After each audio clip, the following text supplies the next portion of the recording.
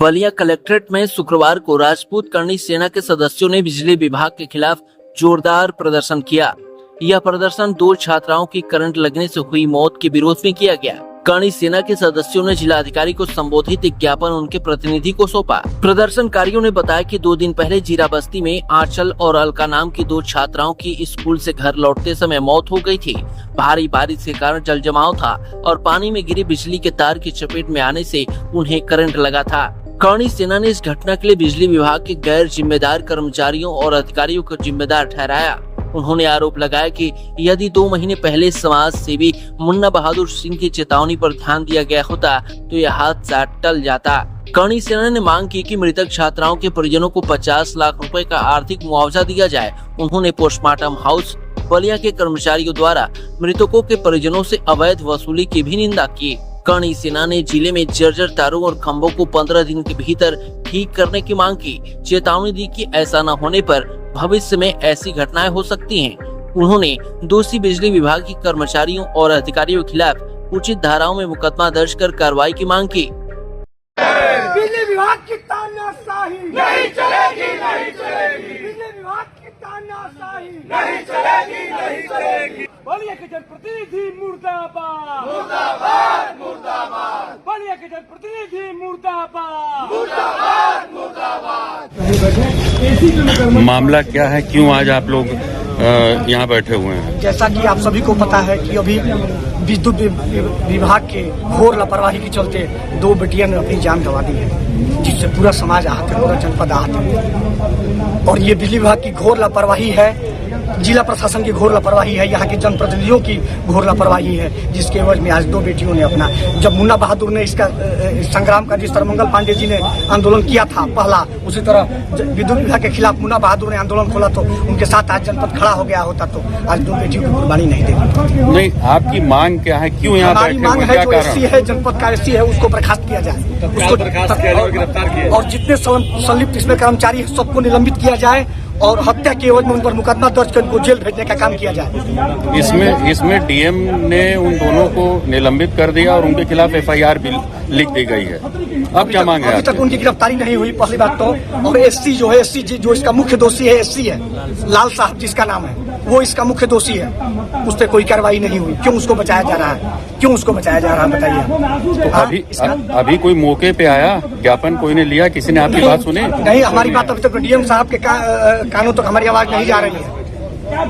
कोई आया आपसे मिलने यहाँ पे? कोई नहीं मिल रहा है। हमने कहा जिलाधिकारी महोदय से मिलेंगे, कोई उनके प्रतिनिधि के रूप में आए थे, मैंने कहा कि नहीं, हम लोग आपसे नहीं मिलेंगे, हम अपनी बात जिलाधिकारी महोदय से रखेंगे। तो अभी तो सर ऑफिस में बैठे हुए हैं, उम्मीद क्या की जाएगी, जब बाहर आएंगे वो तो मिलेंगे आप लोग? हिटलर शाही होगी तो नहीं आएंगे, और नहीं तो आम जनमानस के डीएम होंगे तो जरूर आएंगे, क्योंकि डीएम तो सबका होता है, हर एक जनपद का हर एक नागरिक का डीएम होता है। उनको एकदम आना चाहिए, हम लोगों से बात करना चाहिए। उन्होंने कहा कि 4 लोग चले और मिल जाएंगे, नहीं 4 लोग नहीं मिलेंगे।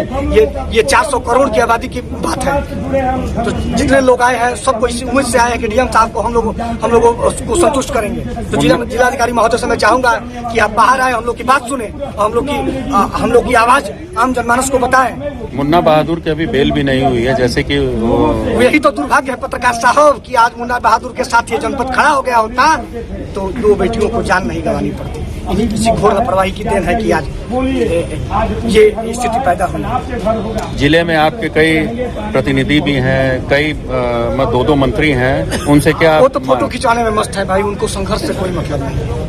वो तो फोटो खिंचाने में मस्त है, सरकार की नीतियों का प्रचार कर रहे हैं। उनको इससे क्या मतलब है जनप्रतिनिधियों का? जनप्रतिनिधि अच्छे होते तो जर्जर व्यवस्था जो ये जरूर सुधर गई होती, क्योंकि शासन से तो पैसा आ ही रहा है। नहीं तो ये कह दे, जनप्रतिनिधि भी कह दे, जनपद के जो आला अधिकारी हैं, बिजली विभाग के जो अधिकारी हैं, वो कह दे कि हम लोग को पैसा नहीं मिलता। मैं वादा कर रहा हूँ कि 1-1 रुपये एक घर से लेके बिजली व्यवस्था, सरबराही व्यवस्था को सुधार करने के लिए हम लोग पैसा देने के लिए तैयार हैं। कल तो देखा जा रहा है कि जीरा बस्ती में जो अधिकारी भी गए थे, जर्जर तार भी बदले जा रहे हैं और जो पानी है उसको निकाला भी जा रहा है मोटर से। यही तो रोना है भाई साहब कि जब घटना घट जाती है उसके बाद ये प्रशासन जागता है। उससे पहले सभी लोग बता रहे हैं कि जब पूरी व्यवस्था जर्जर है, जर्जर तार, जर्जर खंभे मौत को दावत दे रहे हैं, तभी भी ये लोग कान में तेल डालकर सोए हुए हैं। सबसे बड़ी बात ये है कान में तेल डालकर ये लोग सोए हुए हैं। IGRS पे जब डाला गया था उसके बाद भी प्रशासन क्या कर रहा था? सबसे बड़ा विषय तो जिला प्रशासन की संलिप्तता इसमें नजर आ रही है कि जब वो मामला IGRS पे डाला गया था, वो सब वहाँ के उस कॉलोनी के सभी लोग बता रहे हैं कि 1 महीना पहले सूचना दिया गया था,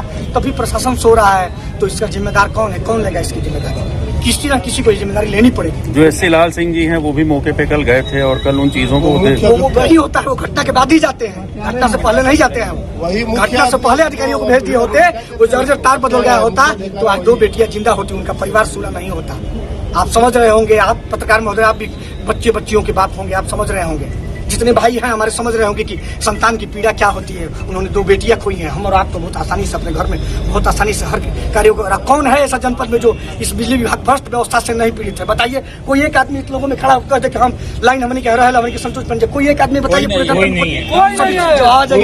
आप ही लोग बताइए, आप लोग संतुष्ट है बिजली विभाग से? जिले के मंत्री भी मऊ से आए हैं, मऊ के रहने वाले हैं, उनसे आप लोगों की क्या मांग रहेगी? मंत्री जी तो भाई आते जाते रहते हैं, मंत्री जी का तो आना जाना काम है, लेकिन मंत्री जी से मैं काम चाहूंगा कि पहले तो पीड़ित परिवार से मिले, उसके दुख को बांटने का काम करे, उसके बाद प्रशासन की जर्जर व्यवस्था जो है उसको सुधारने का प्रयास करे कि फिर किसी बेटी, किसी बेटे, किसी भाई, किसी चाचा की हत्या न हो, उसको बचा लिया जाए। मैं मुख्यमंत्री जी से यही कहूंगा और आपके माध्यम से मैं बता रहा हूँ मीडिया के बंधुओं कि अगर प्रशासन चेतित नहीं होती है तो ये जो 40 लोग हैं, कल इनकी संख्या 4000 और 40,000, 4 लाख के बीच में हो सकती है। सड़क पर उतरने का काम करेंगे, हम चुप नहीं बैठेंगे। इस भ्रष्ट विभाग को बदलना होगा, नहीं तो हम लोग बदल देंगे। ऊर्जा मंत्री के लिए 2 शब्द आप क्या कहना चाहेंगे? ऊर्जा मंत्री तो एकदम निष्क्रिय है। हमको तो लग रहा है कि सरकार को बदनाम करने की जिम्मेदारी उनको पा गई है, वो सरकार के खिलाफ ही काम कर रहे हैं। ऊर्जा मंत्री लायक नहीं है, उनको इस्तीफा दे देना चाहिए। कहीं न कहीं मुख्यमंत्री जी को नुकसान पहुंचाने का वो काम कर रहे हैं, आपको मैं बता देना चाह रहा हूँ। ऊर्जा मंत्री इस्तीफा दो, ऊर्जा मंत्री इस्तीफा दो।